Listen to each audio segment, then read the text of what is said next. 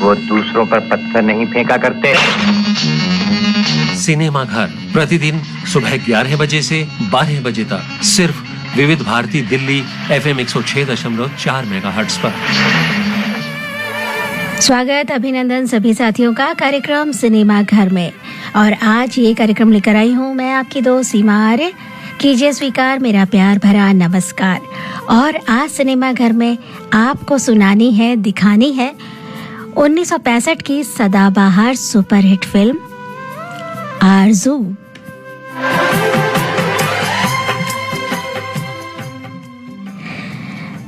सागर art corporation की film आरज़ू, जिसके निर्माता और निर्देशक हैं रामानंद सागर। कहानी लिखी है रामानंद सागर ने, गीत रचना हसरत जयपुरी की है और संगीतकार शंकर जयकिशन। स्टार कास्ट में राजेंद्र कुमार गोपाल और सरजू की भूमिका में, साधना उषा की भूमिका में फिरोज खान, रमेश, नंदू महमूद बने हैं। नाजिमा सरला यानी कि गोपाल की बहन की भूमिका में है और नाजिर हुसैन उषा के पिता दीवान किशन किशोर। अचला सचदेव गोपाल की मां है। डॉक्टर नाना पालस्कर हैं और ब्रह्म भारद्वाज रमेश के पिता राय साहब।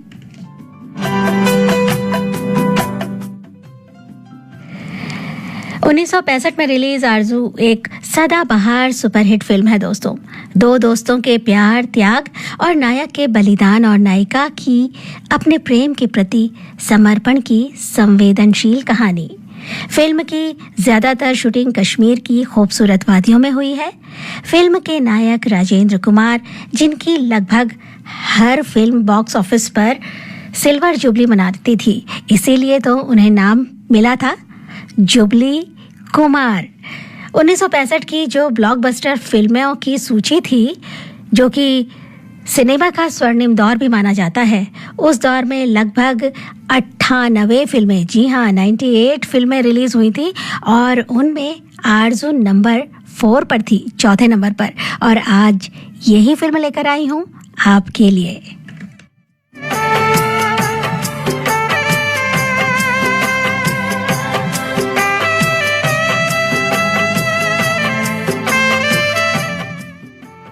तो आइए अब शुरू करते हैं फिल्म की कहानी। फिल्म की शुरुआत होती है मेडिकल कॉलेज में सभी छात्र अपना रिजल्ट देखने के लिए एकत्र हुए हैं। तभी गोपाल यानी कि राजेंद्र कुमार छात्रों की भीड़ के बीच पहुंचता है और सारे छात्र उसे गोद में उठा लेते हैं। गोपाल यूनिवर्सिटी में अव्वल आया है। खुश गोपाल घर पहुंचकर माँ अचला सचदेव को अपने अव्वल पास होने की खुशखबरी देता है। माँ स्वर्गीय पिता की तस्वीर के सामने बेटे को लेकर जाती है और पिता का आशीर्वाद लेने को कहती है। और माँ कहती है, आप कहते थे ना कि अपने गोपाल को डॉक्टर बनाएंगे। आपका सपना आज आपके बेटे ने पूरा कर दिया। चारों तरफ से गोपाल को फोन पर बधाई के संदेश मिल रहे हैं। सभी दोस्त उससे पार्टी मांग रहे हैं और सरला भाई को लड्डू खिलाकर उसका मुंह मीठा कराती है।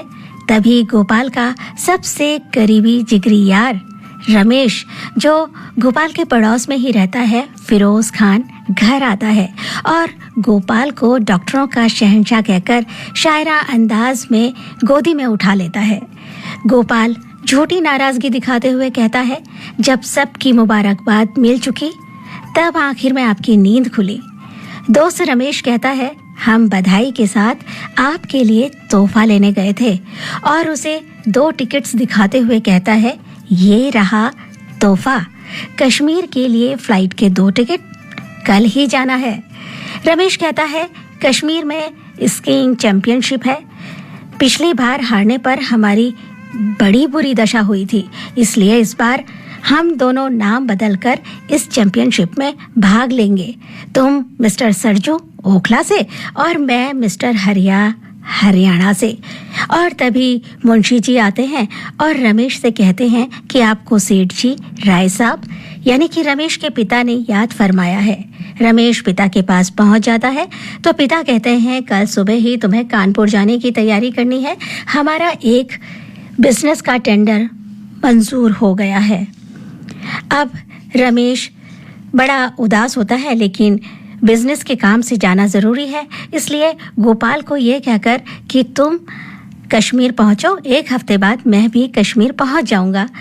और इस तरह से गोपाल कश्मीर के लिए रवाना हो जाता है। जब वो एयरप्लेन में बोर्ड करता है तो बगल की सीट में उसकी सहयात्री है उषा, यानी कि साधना। साधना अपने सीट पर बैठी किसी मैगजीन को पढ़ने में तल्लीन है। तभी कैबिन में सामान रखते हुए एक बैग उषा के ऊपर गिर जाता है गोपाल से। वो बड़ी नाराज होती है। गोपाल क्षमा याचना करता है, मैंने ये जानबूझकर नहीं गिराया, लेकिन उषा कहती है मैं आप जैसे लोगों को खूब अच्छी तरह जानती हूँ और पूरे रास्ते इसी तरह दोनों के बीच नोक झोंक होती रहती है। अंततः गोपाल अपनी सीट छोड़कर आगे की सीट में बैठने के लिए चला जाता है और जब कश्मीर एयरपोर्ट पर प्लेन लैंड करता है, वहां उषा के पिता दीवान किशन किशोर, नजीर हुसैन और उसके अंकल आंटी उसे लेने के लिए आए हुए हैं। वहीं गोपाल को महमूद, जो कि नंदू नाम से किरदार निभा रहा है, उसका एक शिकारा है जन्नत शिकारे वाले के नाम से। वो अपनी हाउस बोट में उसे ठहराने के लिए ले आता है। नंदू को अपने पड़ोस में रहने वाली एक लड़की साबी से प्रेम है। वो उससे शादी करना चाहता है, पर साबी उसे बिल्कुल महत्व नहीं देती। नंदू गोपाल को मोहब्बत का पाठ पढ़ाता रहता है। गोपाल नंदू से कहता है, मुझे कल स्कीइंग चैंपियनशिप में भाग लेने के लिए गुलमर्ग जाना है। और नंदू गोपाल को गुलमर्ग ले जाने से पहले शंकराचार्य के मंदिर में दर्शन कराने के लिए लेके जाता है कि रास्ते में प्लेन वाली लड़की से फिर मुलाकात हो जाती है। गोपाल बिना कुछ कहे वहां से वापस लौट आता है। नंदू टोकता है, भगवान के दर्शन नहीं करेंगे? गोपाल कहता है, दर्शन तो हो गए, पास जाने से भगवान नाराज हो जाते हैं। जल्दी चलो, मुझे गुलमर्ग जाना है। ये सुनकर उषा मुस्कुराकर रह जाती है और घर पहुंचते ही उषा भी अपना सूटकेस पैक करती है और पिता से कहती है कि मुझे अंकल आंटी के साथ गुलमर्ग जाना है। पिता कहते हैं, कल तो तुमने वहां जाने से मना कर दिया था। तब वो कहती है कि आंटी बहुत इस्रार कर रही हैं, इसलिए उनका साथ देने के लिए जा रही हूँ।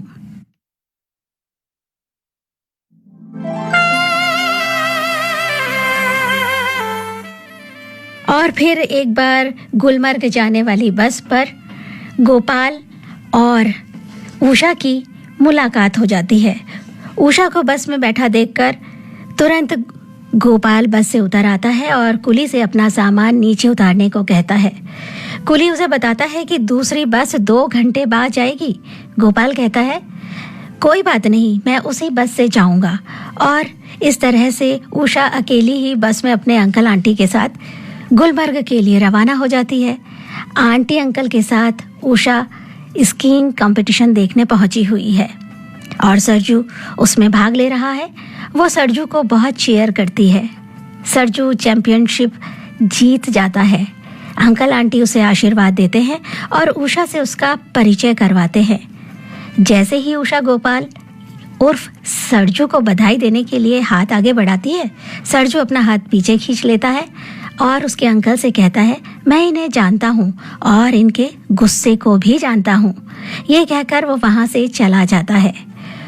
उषा सरजू के इस व्यवहार से बहुत आहत होती है और इसे अपनी इंसल्ट समझती है।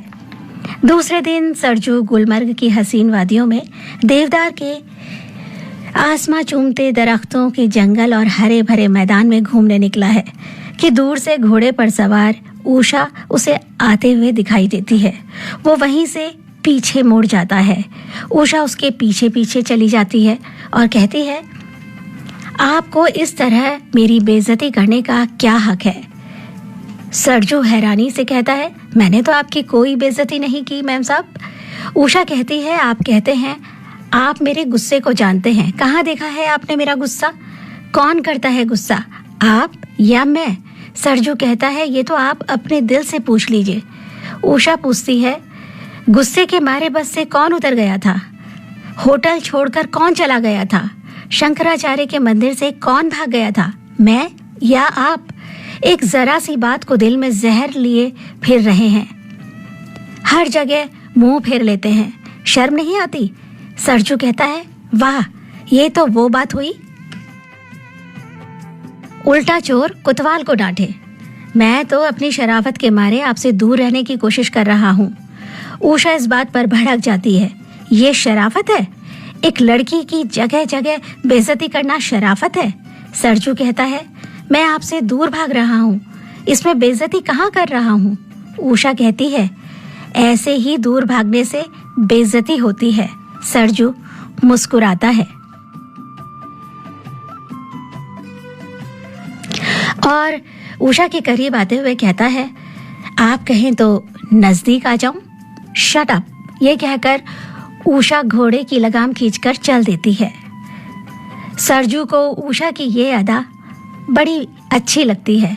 तभी उषा की चीख सुनकर सरजू भागता है। उषा घोड़े से गिर गई है, उसके पांव में चोट आ जाती है। सरजू अपने मफलर से उषा के पैर में पट्टी बांध देता है। उषा कहती है, इस तरह इलाज कर रहे हैं जैसे बड़े डॉक्टर हों। घोड़े पर बिठाकर सरजू उसे घर तक छोड़ने जाता है। अब उषा का व्यवहार नरम पड़ जाता है। वो सरजू से कहती है, अपाहिज होना बहुत बुरा है, इससे बेहतर तो मर जाना है। फिर कहती है, आप मुझसे नफरत करते हैं ना? सरजू कहता है, आप जैसी चीज से तो कोई पागल ही नफरत कर सकता है। उषा उसे टोकती है, मैं चीज नहीं हूँ, लड़की हूँ। सरजू कहता है, साफ कहिए ना कि आप मुझसे माफी मांग रही हैं। उषा कहती है, आप मौका ही कब देते हैं? सरजू कहता है, यही शिकायत तो मुझे भी आपसे है, आप किसी को माफी मांगने का मौका ही नहीं देती। उषा कहती है, अच्छा तो जो कुछ भी कहना है कह डालिए।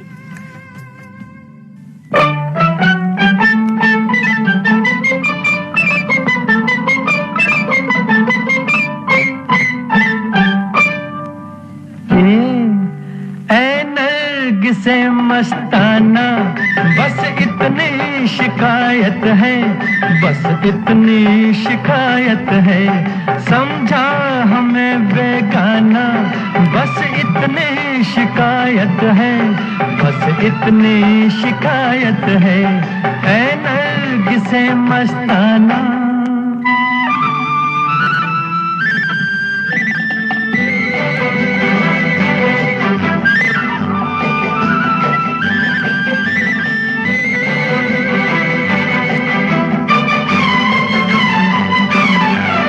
हर राह पर कतराए, हर मोड़ पर घबराए, मुँह फेर लिया है तुमने हम जब भी नजर आए, मुँह फेर लिया है तुमने हम जब भी नजर आए। नहीं पहचाना, बस इतनी शिकायत है, बस इतनी शिकायत है, ऐ नरगिसे मस्ताना।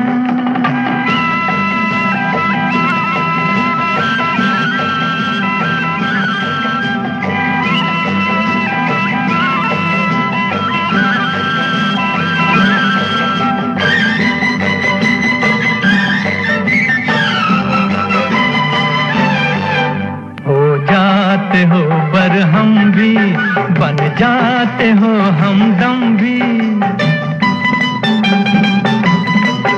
ऐसा कि ये मैं खाना शोला भी हो शबनम भी, ऐसा कि ये मैं खाना शोला भी हो शबनम भी, है खाली मेरा बेमान।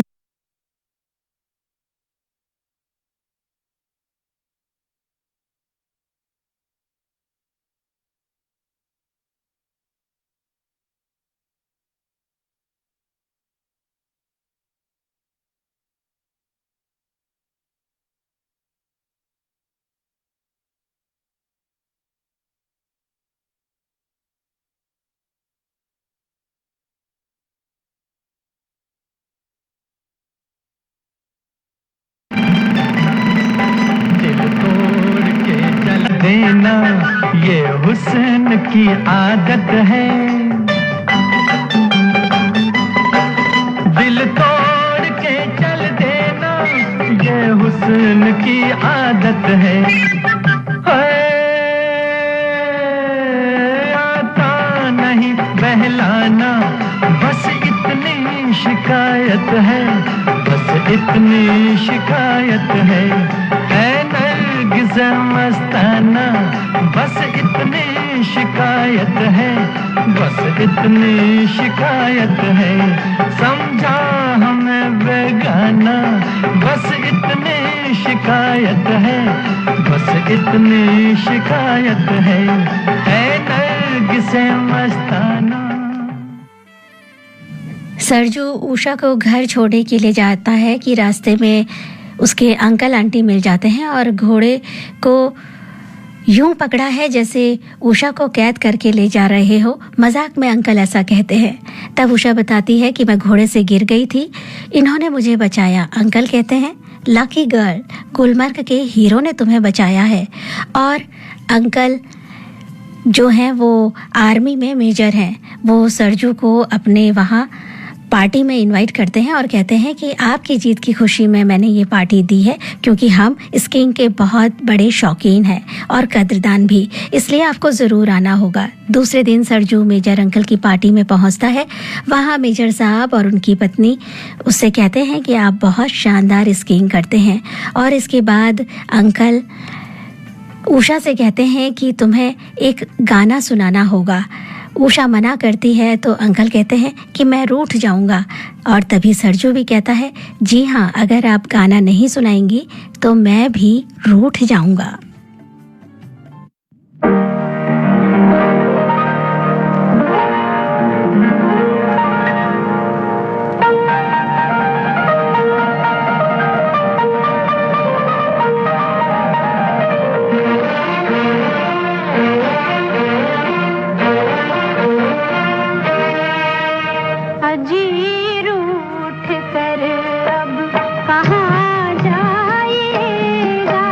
जहाँ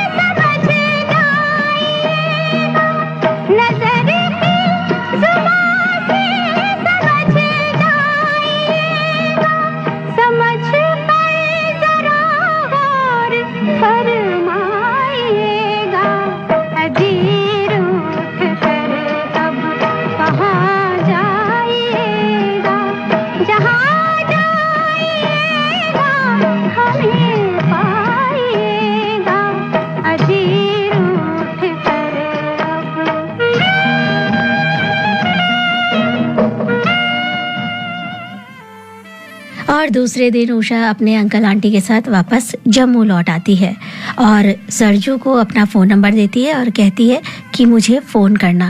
इधर नंदू साबी से शादी कर लेता है। जब सरजू वापस आता है तो देखता है मंगू नंदू बहुत खुश है। सरजू कहता है तुम तो मोहब्बत के उस्ताद हो।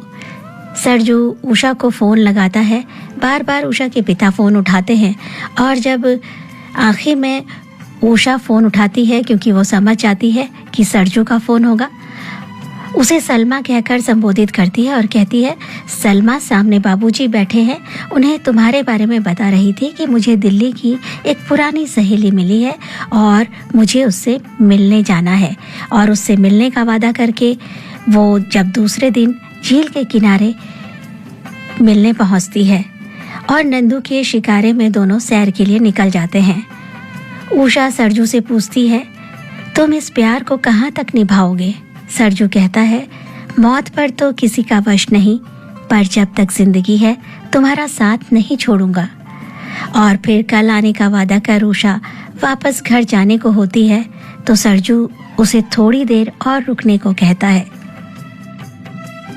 जी हमसे बच कर कहाँ जाइएगा, जहाँ जाइएगा हमें पाइएगा।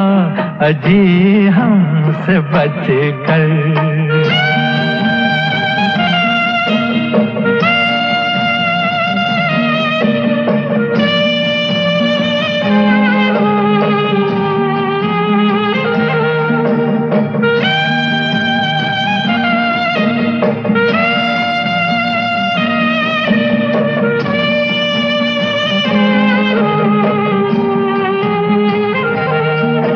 ये कैसा नशा है, ये कैसा असर है, न काबू में दिल है न बस में नजर है। जरा होश आले चले जाइएगा, जरा होश आले चले जाइएगा, ठहर जाइएगा, ठहर जाइएगा। अजी हमसे बच कर कहाँ जाइएगा, जहाँ जाइएगा हमें पाइएगा। अजी हमसे बच कर कहाँ जाइएगा, जहाँ जाइएगा हमें पाइएगा। अजी हमसे बच कर। उषा से मिलने के बाद गोपाल अपने जिगरी मित्र रमेश को पत्र लिखता है और अपनी सारी प्रेम कहानी के बारे में उसे बताता है और लिखता है कि मैंने 3 दिनों में 3 जन्मों का प्यार पा लिया है। तुम कहते थे ना कि कोई भी लड़की हमारे ओहदे और पैसे को देखकर हमसे प्यार करेगी, पर उस लड़की को मेरे बारे में सिवाय इसके कुछ नहीं पता कि मैं ओखले का सरजू हूँ। और अगर तुम उससे मिलना चाहते हो तो जल्द से जल्द कश्मीर चले आओ। गोपाल को जब ये खत मिलता है, गोपाल का खत जब रमेश को मिलता है तो वो खुशी से उछल जाता है और पिता से कहता है कि मुझे ज़रूरी काम से गोपाल ने कश्मीर बुलाया है। पिता कहते हैं ठीक है चले जाओ, और वहाँ हमारा भी एक काम करना है आपको। और एक तस्वीर उसकी तरफ बढ़ाते हैं। वो तस्वीर है उषा यानी कि साधना की, और उसे वो तस्वीर देते हुए कहते हैं इस लड़की का रिश्ता तुम्हारे लिए आया है, मेरे मित्र की बेटी है, तुम कश्मीर जाओ और उसे भी देख लेना। फोटो देखते ही रमेश जैसे मन ही मन उसे पसंद कर बैठा है। उधर उषा और सरजू रोज रोज मुलाकात कर रहे हैं और उनका प्रेम परवान चढ़ रहा है।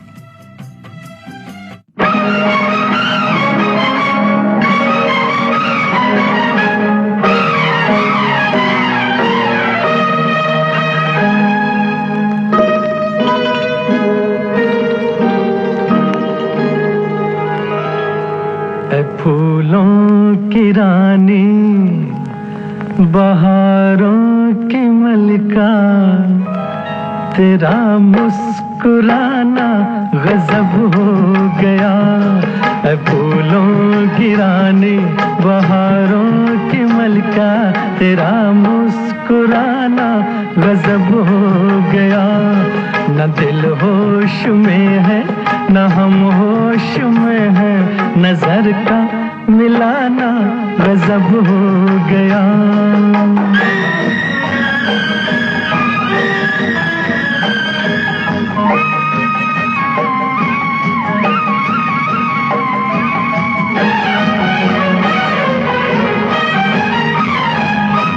तेरे होंठ क्या है गुलाबी कमल है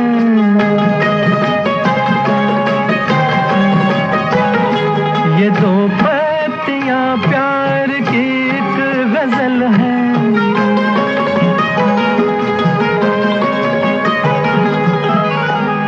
वो नाजुक लबों से मोहब्बत की बातें हमें को सुनाना गजब हो गया फूलों की रानी बहारों की मलिका तेरा मुस्कुराना गजब हो गया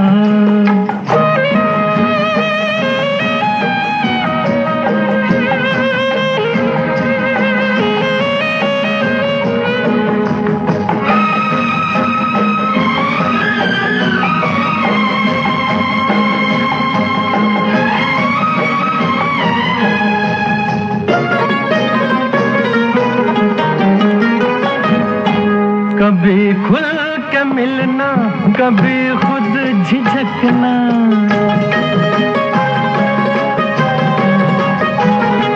कभी रास्तों पर बहकना मचलना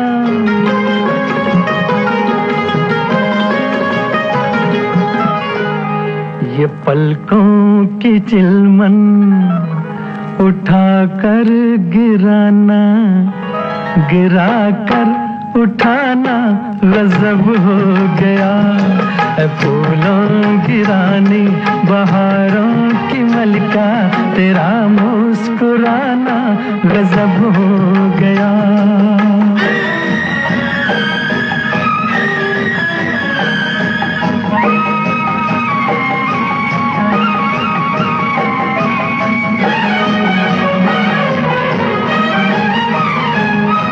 फिजाओं में ठंडक घटा भर जवानी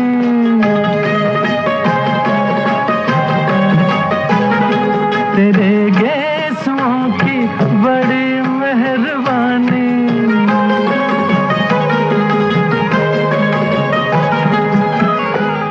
हर एक पेच में सैकड़ों में कदे हैं तेरा लड़खड़ाना गजब हो गया आपने ट्यून किया है विविध भारती का दिल्ली केंद्र FM 106.4 मेगाहर्ट्ज पर और सुन रहे हैं प्रोग्राम सिनेमा घर। सिनेमा घर में आज की फिल्म है 1965 की सदाबहार सुपरहिट फिल्म आरज़ू।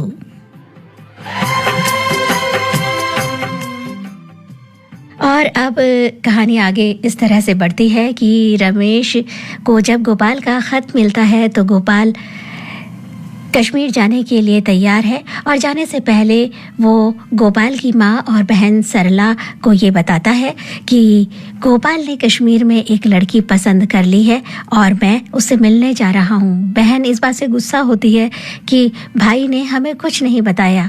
वो कहता है तू चिंता मत कर पगली, मैं वहाँ पहुँचते ही उन दोनों की तस्वीर तुझे भेजूंगा। इधर उषा को ठंड लग जाती है और वो बुखार में बीमार हो जाती है और उसे बुखार हो जाता है। उषा सरजू को फ़ोन करती है कि बुखार होने के कारण मैं मिलने नहीं आ सकती हूँ। अब सरजू उदास हो जाता है। तब नंदू एक आइडिया देता है और अपनी पत्नी साबी को सलमा बनाकर और सरजू को सलमा के बुजुर्ग अब्बा का वेश धरकर उषा के घर मिलने के लिए भेज देता है और उनको देखकर उषा माथा पकड़ लेती है। उषा के पिता दीवान साहब साबी के अब्बा बने सरजू को इज्जत से बिठाते हैं और उनकी बातों से बड़े प्रभावित होते हैं। वो बड़े शायराना अंदाज में सरजू दीवान साहब से बातें करता है। उषा उससे गुस्सा होती है और बार बार कहती है आपको यहाँ नहीं आना चाहिए। बाबूजी नाराज होते हैं कि बुजुर्गों से इस तरह नहीं कहते, वो तुम्हारा हाल जानने यहाँ आए हैं। सरजू तब उन्हें बताता है कि मैं शायरी के शौक के अलावा हकीम भी हूँ और आप चाहें तो मैं उषा का इलाज भी कर सकता हूँ, उसे दवा दे सकता हूँ। तब दीवान साहब कहते हैं कि आप इसे जल्दी से ठीक कर दें, परसों इसकी सालगिरह है और हकीम साहब आप भी इस मौके पर ज़रूर तशरीफ़ लाइएगा। अब उषा की सालगिरह पर सरजू फिर हकीम साहब बनकर पहुँचता है। दीवान साहब उसे एक गज़ल सुनाने का इसरार करते हैं।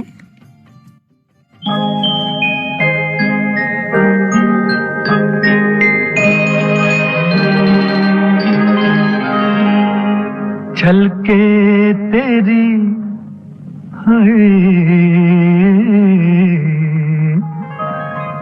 छलके तेरी आँखों से शराब और ज़ियादा, छलके तेरी आँखों से शराब और ज़ियादा, छलके तेरी आँखों से शराब और ज़ियादा, खिलते रहे होंठों के गुलाब और ज़ियादा, छलके तेरी आँखों से शराब और ज़ियादा।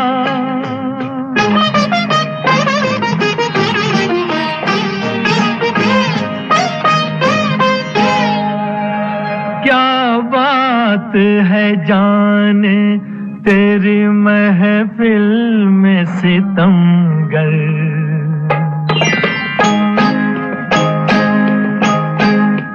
क्या बात है जाने तेरी महफिल में सितमगर, क्या बात है जाने तेरी महफिल में सितमगर, धड़के है दिले खाना खराब और ज़ियादा, छलके तेरी आँखों से शराब और ज़ियादा।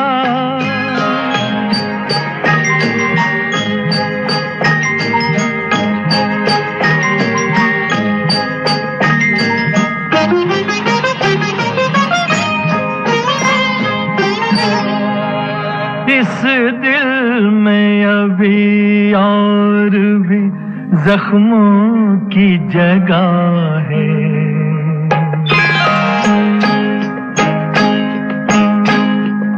इस दिल में अभी और भी जख्मों की जगह है, इस दिल में अभी और भी जख्मों की जगह है। अब रूह की कटारी को तो आब और ज़ियादा, छलके तेरी आँखों से शराब और ज़ियादा।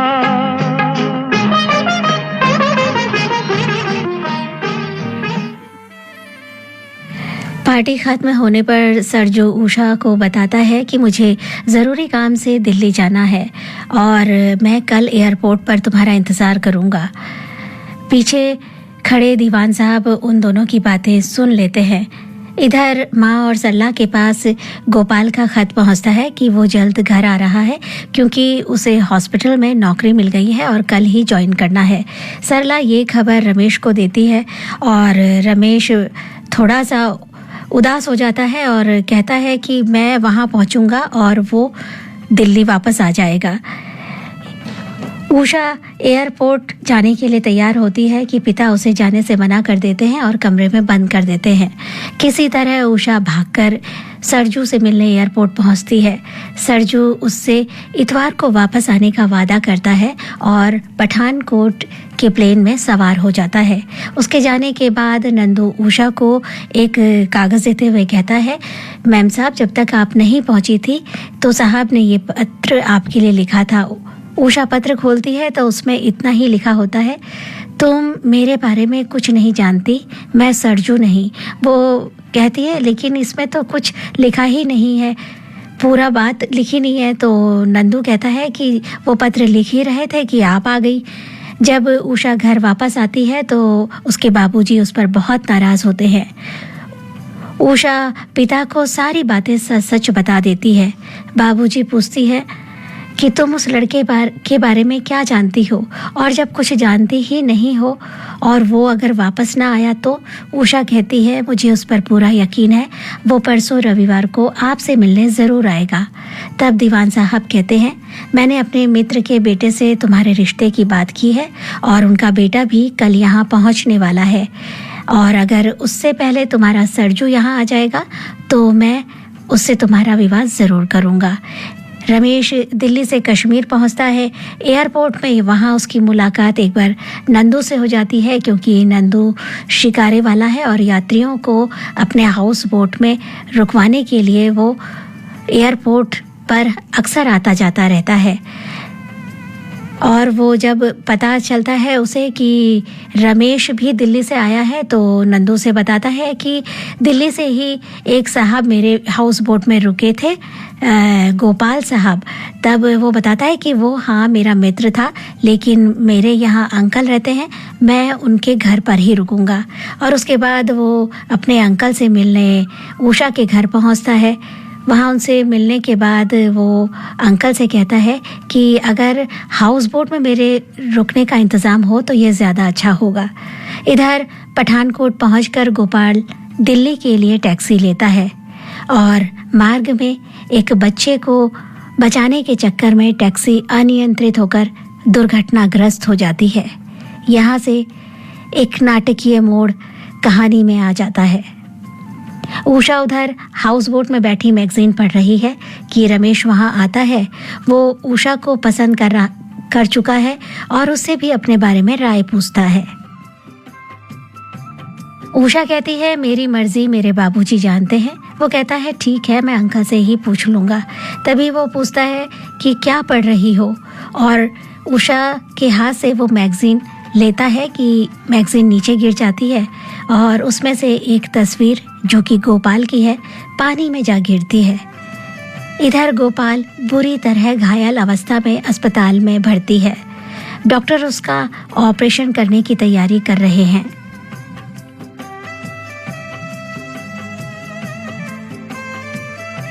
ऑपरेशन करने से पहले डॉक्टर कहते हैं कि इनके परिवारजनों को इस बात की खबर देनी चाहिए, पर उसका नाम और पता क्या है कुछ मिल नहीं पा रहा।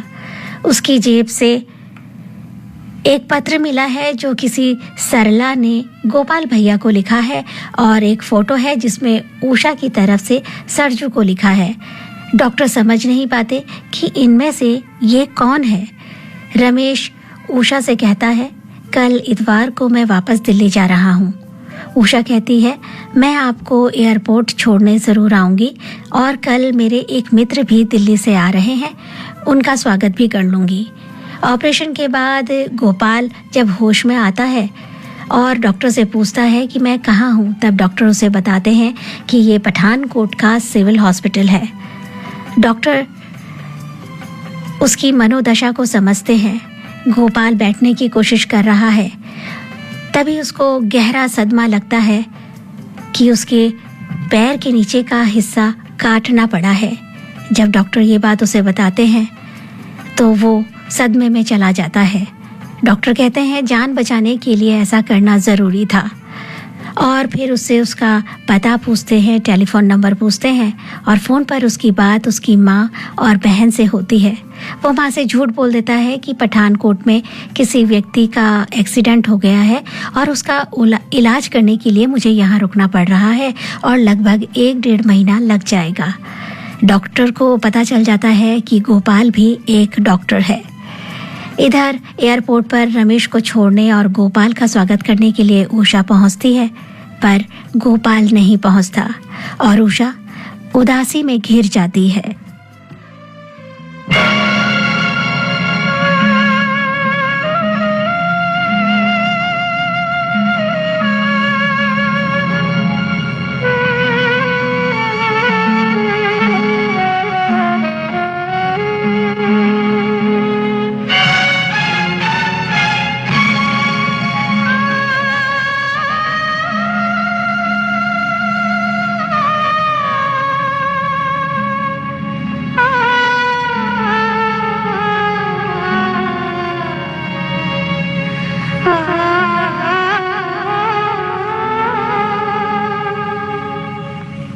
बेदर्दी बालमा तुझको मेरा मन याद करता है। बेदर्दी बालमा तुझको मेरा मन याद करता है। बरसता है जो से वो सावन याद करता है।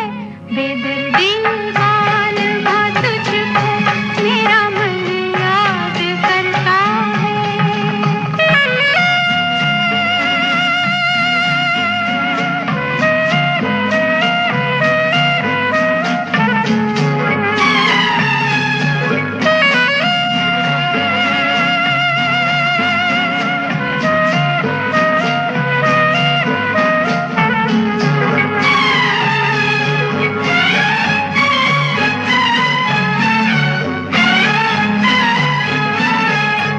कभी हम साथ गुजरे जिन सजीली राह गुजारों से,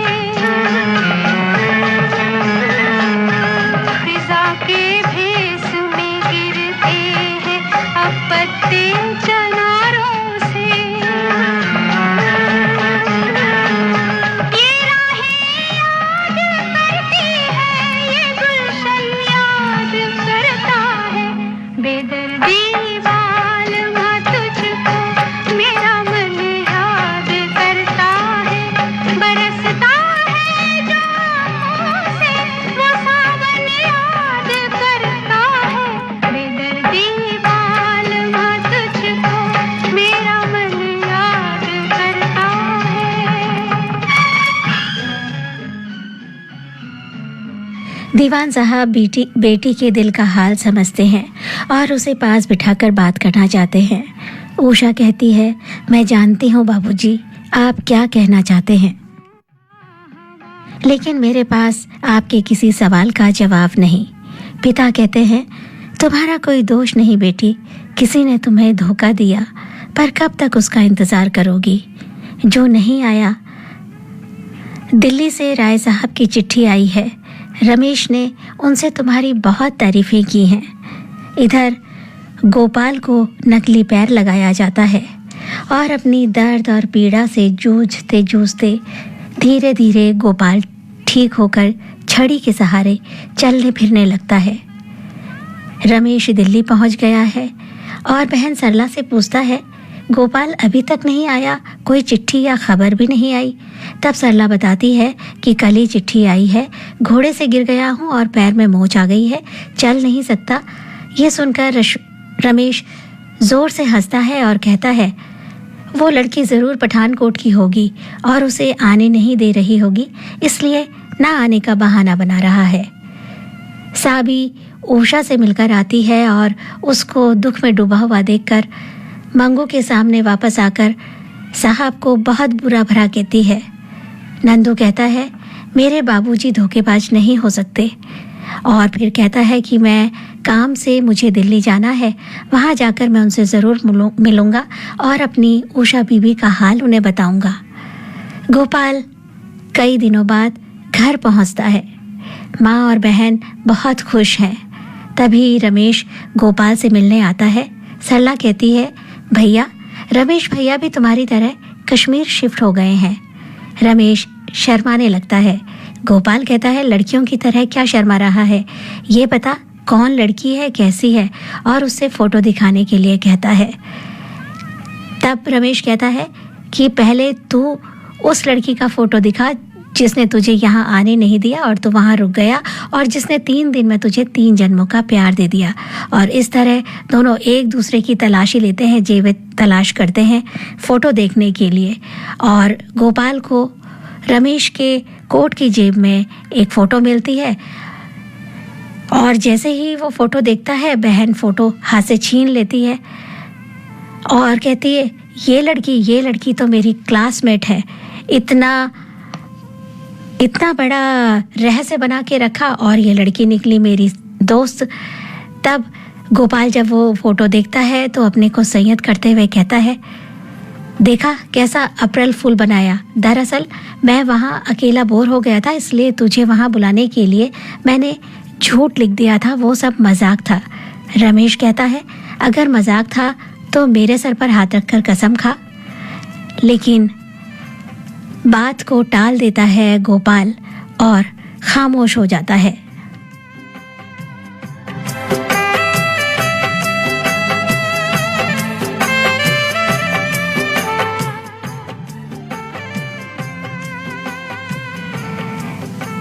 गोपाल को पता चल गया है कि रमेश उषा को पसंद करता है और उससे शादी करना चाह रहा है।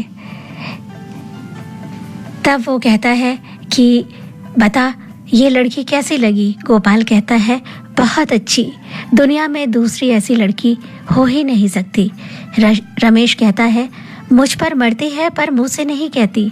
मुझे एयरपोर्ट पर छोड़ने आई, लेकिन बहाना बनाया कि दिल्ली से कोई आने वाला है, उसका दोस्त, जो कि आया ही नहीं। रमेश सरला से कहता है, बहन ये तेरी सहेली है तो मेरी मुलाकात उससे करा दे। और इस तरह सरला उससे अपनी बहुत मिन्नतें करवाती है। इधर गोपाल हॉस्पिटल में ज्वाइन कर लेता है और सबको धन्यवाद देता है कि इतने दिनों तक आपने मेरा इंतज़ार किया। सरला अपनी हॉस्टल की लड़कियों को बता देती है कि मेरे रमेश भैया से उषा को प्यार हो गया है और जल्द ही उनकी शादी होने वाली है। उषा अकेली अपने कमरे में इधर उधर घूम रही है कि लड़कियां वहां जाकर उसे घेर लेती हैं और छेड़ने लगती हैं।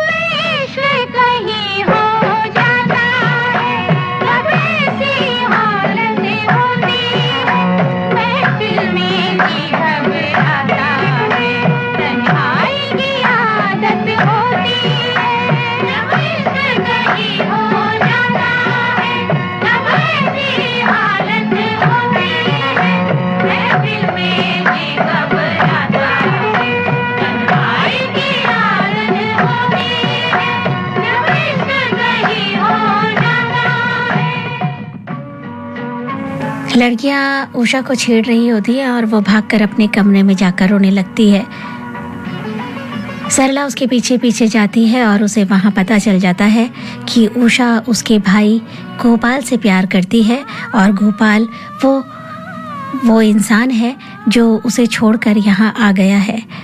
उषा बहुत रो रही होती है और कहती है कि आखिर इसने मुझे धोखा क्यों दिया। और वो सरला से पूछती है क्या तुम इसे जानती हो। सरला इनकार कर देती है, लेकिन जब वो घर आती है तो वो बहुत गुस्से में होती है और सीधे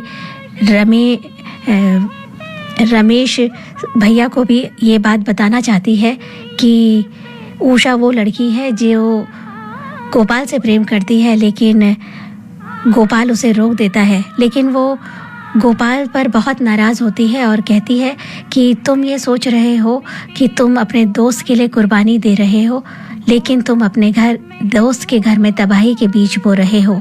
और मैं रमेश भैया को ये बात ज़रूर सच बता दूंगी और माँ को भी ये बात मैं ज़रूर बताऊंगी। तब गोपाल उससे कहता है कि मुझे माँ की सौगंध है, अगर तुमने रमेश या उषा को कुछ भी बताया तो मैं अपने आप को ख़त्म कर लूँगा।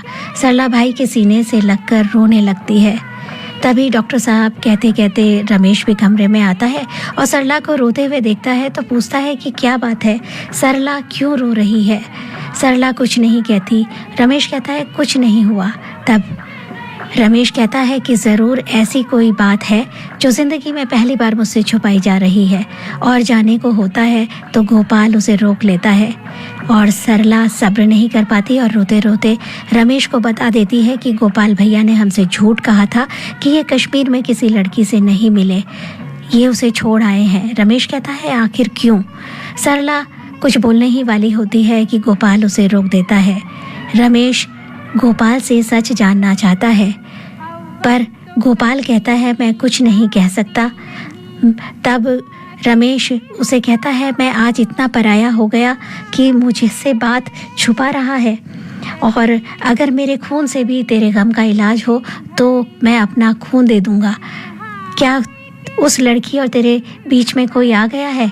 गोपाल नहीं कहता है, लेकिन जब वो भावुक रमेश को देखता है तो टूट जाता है और कहता है दोस्त तू सच्चाई बर्दाश्त नहीं कर पाएगा। सरला रोते रोते कहती है भैया 2 घरों को बर्बाद मत करो। गोपाल कहता है अगर तुम लोग सच्चाई ही जानना चाहते हो तो बताता हूँ। और ये कहते हुए वो कमरे का दरवाज़ा बंद करता है और कहता है देख लो सच्चाई। रमेश तू भी देख अपने यार का तमाशा, और अपना नकली फुट निकाल कर दिखाता है। ये है सच्चाई। सरला चीख पड़ती है। गोपाल उसका मुंह बंद कर देता है। कहता है सच्चाई जानने का इतना शौक था तो बर्दाश्त करने की हिम्मत भी होनी चाहिए। अगर माँ को पता चला तो वो मर जाएगी। और अब बता, जब ये सच एक बार देखकर तू बर्दाश्त नहीं कर पाई तो वो हर रोज़ देखकर कैसे बर्दाश्त करेगी। अब समझ में आया मैं उससे क्यों दूर भागता हूँ और चाहता हूँ कि उसकी शादी कहीं और हो जाए। रमेश जहाँ खड़ा था वहीं जड़ हो जाता है। आंखों से बस आंसू बहते रहे। गोपाल उसे गले लगाकर रोने लगता है। नंदू भी दिल्ली पहुँच गया है।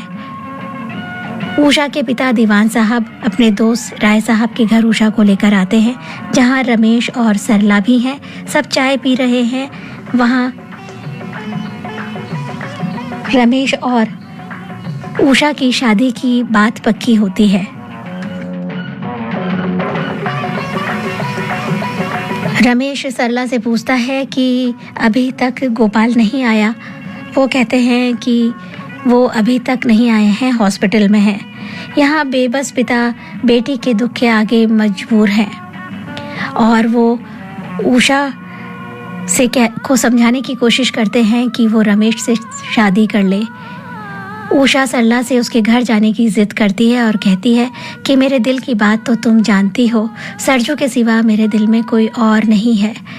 मुझे उसने धोखा क्यों दिया, वो इतना पत्थर दिल कैसे हो सकता है। और सरला और उषा की बातें अंदर बैठा गोपाल अंधेरे कमरे में सुन रहा होता है। उषा के जाने के बाद सरला गोपाल से कहती है तुम अगर उसे सच बता दोगे तब भी वो तुम्हें अपना लेगी। गोपाल कहता है नहीं सरला, तो फिर इस उलझन का इलाज क्या है। आज वो थोड़ी देर के लिए यहाँ आई तो तुम अपने को अंधेरे कमरे में बंद करके बैठ गए। कल वो ब्याह कर सामने वाले घर में आएगी तो अपने को कहाँ कहाँ कब तक छुपाते रहोगे। और जब रमेश भैया को उसका पता चलेगा तो क्या होगा? गोपाल कहता है, मैंने इसका भी रास्ता खोज लिया है। मैं कल ही दिल्ली छोड़कर शिमला मिशनरी हॉस्पिटल में जाऊंगा, जहां तिब्बत से आए यतीम बच्चों की सेवा करने का मुझे मौका मिल रहा है। और गोपाल दिल्ली छोड़कर शिमला मिशनरीज हॉस्पिटल में पहुंच जाता है। उषा अपने बाबूजी से शिमला चलने को कहती है, क्योंकि वहाँ स्कीइंग कंपटीशन होने वाला है। वो कहती है, बाबूजी वो स्कीइंग का चैंपियन है, शौकीन है, वहाँ ज़रूर पहुँचेगा। बेबस पिता बेटी के दुख के आगे मजबूर होते हैं और उसे लेकर शिमला पहुँच जाते हैं। गोपाल भी स्कीइंग कंपटीशन देखने पहुँचा है और उषा भी पिता के साथ वहाँ पहुँची है। तभी उसकी नज़र दूर पेड़ के सहारे टिके गोपाल पर पड़ती है। वो भागकर उसके सामने जाती है और कहती है, मैं तुम्हें कब से पुकार रही हूँ। गोपाल अनजान बन जाता है और पूछता है, माफ़ कीजिए, आप कौन हैं? मैं तो आपको नहीं जानता। उषा भी हैरान हो जाती है, तुम मुझे नहीं जानते। तभी दीवान साहब भी उषा के पीछे पीछे वहाँ पहुँच जाते हैं। उषा बताती है, बाबूजी यही सरजू है और ये कह रहा है कि मुझे नहीं जानता। मजाक कर रहे हो? गोपाल कहता है, यकीन मानिए मैं मजाक नहीं कर रहा। तब बाबूजी कहते हैं, ठीक है, तुम मजाक नहीं कर रहे हो, तुम अपनी असलियत दिखा रहे हो। तुम्हारे धोखे ने मेरी बेटी और मुझे कहीं का नहीं रखा। उषा गोपाल को अपनी गुलमर्ग की मुलाकातों की बातें याद दिलाती है। गोपाल कहता है, मैं वो नहीं हूँ। उषा कहती है, तुम्हें क्या हो गया? कोई एक्सीडेंट हुआ है जिसके कारण तुम्हारी याददाश्त चली गई? और तुम्हें ये तो याद होगा कि तुम स्कीइंग चैंपियन हो। गोपाल कहता है, आप क्यों मेरा मजाक उड़ा रहे हैं? मैं तो ठीक से चल भी नहीं सकता, बचपन से अपाहिज हूँ। और वहाँ से चला जाता है। उसे लड़खड़ाते जाते देख दीवान साहब कहते हैं, बेचारे को बड़ा दुख हुआ होगा, कभी कभी नज़र भी धोखा खा जाती है। उषा कहती है, बाबूजी नज़र धोखा खा सकती है पर आत्मा नहीं। ये वही है, झूठ मूठ अपाहिज होने का बहाना कर रहा है और हमें धोखा दे रहा है। उसे रोक लीजिए। बाबूजी कहते हैं, बेटी जो हमें ठुकरा कर चला गया, उसे रोक लेने से कुछ नहीं होगा। पिता के गले लग उषा फूट फूट कर रोने लगती है।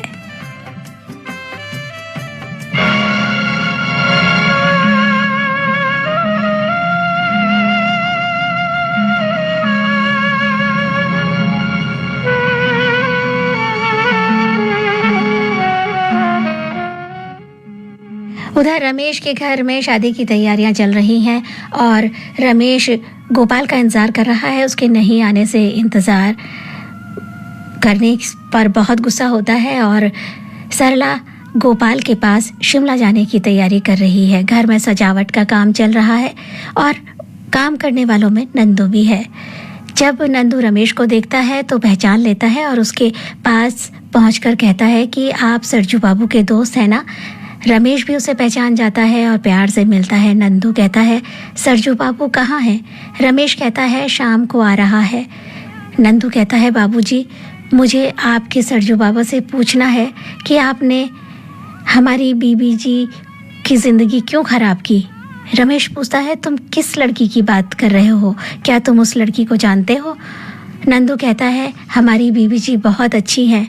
रमेश खुश हो जाता है, कहता है, नंदू शादी होने के बाद मैं तुम्हारे साथ कश्मीर चलूँगा।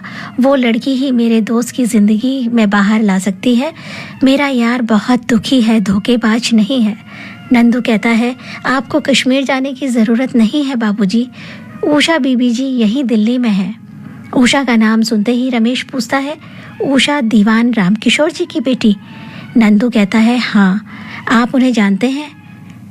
रमेश कहता है, अच्छी तरह जानता हूँ। सरला शिमला पहुंच गई है और गोपाल को बताती है कि उषा ने बताया कि तुमने उसे पहचानने से इनकार कर दिया। वो बहुत दुखी है, जिंदा तो है पर एक लाश की तरह। गोपाल कहता है, सरला भावुक मत हो, वक्त बहुत बड़ा इलाज है। अभी उसके जख्म ताज़ा हैं, धीरे धीरे सब ठीक हो जाएगा। रमेश उसकी ज़िंदगी को अपने प्यार और नई आरजू से भर देगा। दरवाजे में खड़ा रमेश सरला और गोपाल की बातें सुन रहा है। कहता है, यकीनन एक दोस्त के सीने में छुरी मार के दोस्त की जिंदगी खुशी से क्यों नहीं गुजर सकती। भावावेश में रमेश कहता जाता है, मैं समझ गया हूँ कि तुम दोस्ती को क्या समझते हो। तुम दोनों की बातों को सुनकर नंदू की कही बात मुझे सही नजर आती है और मुझे सारा सच पता चल गया है। एक दोस्त की चिता पर दूसरा दोस्त अपनी खुशियों का महल खड़ा कर ले, दोस्ती का ये उसूल तुम्हारा होगा, रमेश का नहीं। गोपाल कहता है, क्या एक दोस्त अपने दोस्त के लिए कुर्बानी नहीं दे सकता? रमेश कहता है, तो वो कुर्बानी मैं क्यों नहीं दे सकता, तुम ही क्यों? गोपाल कहता है, मैं तुमसे ही कुर्बानी मांग रहा हूँ मेरे यार। मैंने जिस लड़की से प्यार किया था उसकी खुशी के लिए तुमसे ये कुर्बानी मांग रहा हूँ, तुम उससे शादी कर लो। रमेश कहता है, यानी तुम चाहते हो मैं एक नहीं 2 खून कर दूं। तुम दोस्ती ही नहीं प्यार में भी कच्चे हो। तुमने ये समझ कैसे लिया कि उस एक्सीडेंट के बाद उषा तुमसे प्यार करना छोड़ देगी? गोपाल कहता है, मत पूछ रमेश, गुलमर्ग में उसी ने मुझसे कहा था, अपाहिज की जिंदगी भी कोई जिंदगी होती है, उससे तो मर जाना बेहतर है। रमेश गोपाल को लाख समझाता है पर वो कहता है, हम दोनों में बहुत फर्क आ गया है, अब मेरा एक पाँव नहीं है, मैं उसके बराबर नहीं रहा रमेश।